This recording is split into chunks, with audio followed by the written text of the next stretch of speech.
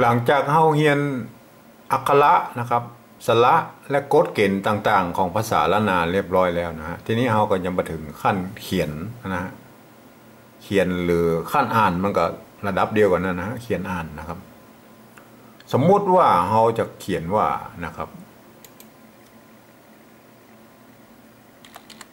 สาว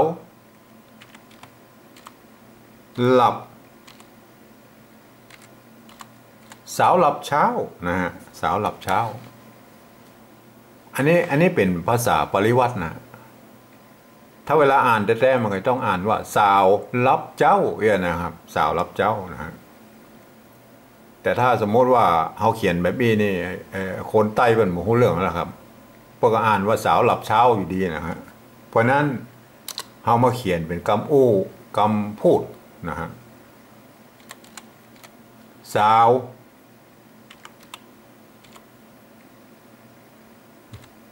หลับเห็นไหมอันนี้มันหลับเสียงเอกหลับถ้าอย่างเขาเป็นเสียงจัตวานี่เลยเอาใส่ไม่จัตวาเข้าไปมันก็มาถูกลักอะไรก็เป็นอย่างนั้นหูว่าอันเนี้ยมันเป็นภาษาละนากันแล้วกันทีนี้มาถึงเจ้านะครับแบบอีมันเห็นไหมใส่ไม่โทรไปมันเจ้านะเจ้า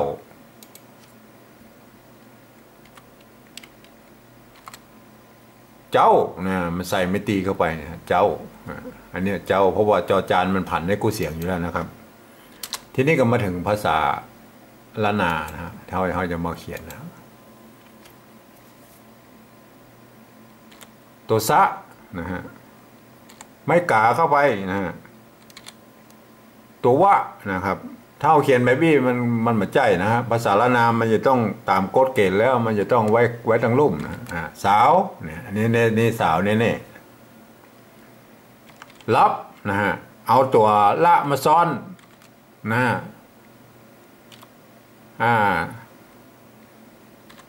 รับนะอันนี้รับแน่ๆเลยรับมันต้องใส่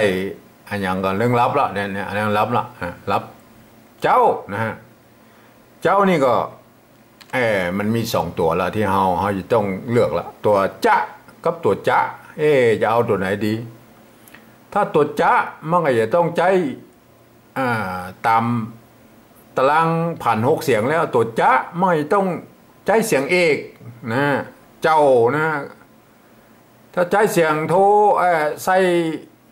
ขอจ้างโทเข้าไปมันก็เป็นเจ้านะครับถ้าบ่ใส่มันก็เป็นเจ้าทีนี้เรามาใจลองมาดูตัวจ้าเหรอตัวจ้าตัวจ้าถ้า